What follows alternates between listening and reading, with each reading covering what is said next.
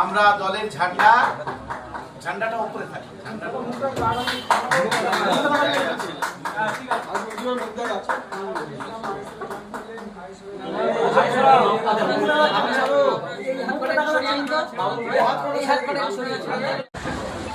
অবশ্যই আমাদের দলের পক্ষ থেকে প্রথম স্ট্যান্ড ক্লিয়ার করি।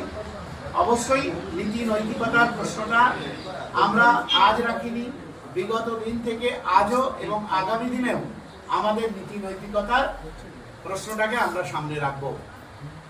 আমার দেশের সংবিধান যে সিস্টেমের কথা বলে, দেশের সংবিধান অনুসারে কারাগার তৈরি হয়েছে, যে কারাগারকে আমরা কারাগার বলতে পারি না, কিন্তু সাংবিধানিক পরিভাষা কি? সংশোধনাগার।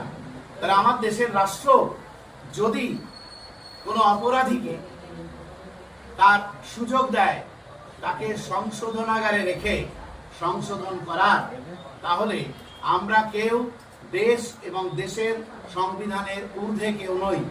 সুতরাং কোনো মানুষ তিনি যদি তার বিগত দিনের রাজনৈতিক জীবনের যে অন্ধকার দিকগুলো ছিল সেই দিককে পরিত্যাগ করে নতুন করে সংবিধান মোতাবেক নতুন করে ভারতবর্ষের যে গণতন্ত্র, আমাদের ঐতিহ্য, আমাদের যে পরম্পরা, সেই পরম্পরা মেনে তিনি যদি রাজনৈতিক কর্মকাণ্ড নতুন করে শুরু করতে চান, আমাদের সংবিধানেই সেই প্রভিশন রয়েছে।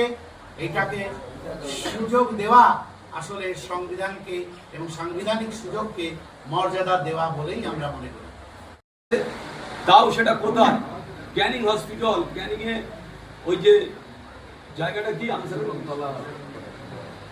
ঝোড়র মোড়ে ক্যানিং এ ঝোড়র মোড়ে শওকত মোল্লার নিজস্ব জায়গা, সেখানে 4 জন ভর্তি আছে। কারোর পা চলে গেছে, কারোর হাত চলে গিয়েছে, তারাও 4 জন মৃত্যুর সাথে লড়াই করছে, যে কোনো সময় মারা যেতে পারে। আজকে এই ধরনের চক্রান্ত, এই ধরনের অত্যাচার, আমি সেই কারণে আমি বসে থাকতে পারিনি, যে আমি বসে থাকতে পারিনি। তারপরে আমি সিদ্ধান্ত নিয়েছি যে আমি আইএসএফটা করব। আইএসএফটা সিদ্ধান্ত আজ থেকে কয়েক মাস আগে নিয়েছি। তারপরে পরপর প্রসেস চলতে আলোচনা করতে আজকে আমি দলে জয়েন করলাম। আমি শুধু একটাই কথা, যে 2 জন পীরজাদা যাদের নেতৃত্বে গোটা রাজ্য কেঁপে উঠেছে, আজকে যাদের নেতৃত্বের প্রতি বাংলার মানুষ আস্থা রাখছে, আমি সেরকম একজন ব্যক্তি, সেরকম নেতৃত্বের হাতে হাত দিয়ে আজকে এই দলে আমি অংশগ্রহণ করলাম। এটা আমার গর্ব।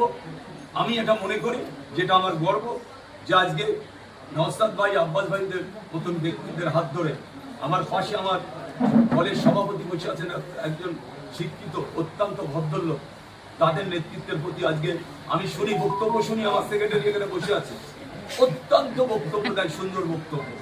হয়তো আমরা এতটা ভালো বক্তব্য নাও দিতে পারি, তবে আগামী দিনে আমি শুধু একটা কথা বলবো, যে ভাঙড় আর ক্যানিং এর শান্তি বজায় রাখার জন্য একদিকে মানে সবাই মিলে ভাঙড়কে শান্ত করতে হবে। যেমন নওশাদ ভাই আছেন, তিনি যেভাবে নির্দেশ দেবেন, যেভাবে আদেশ দেবেন, সেটা আমরা নির্দেশ আদেশ মেনে চলব।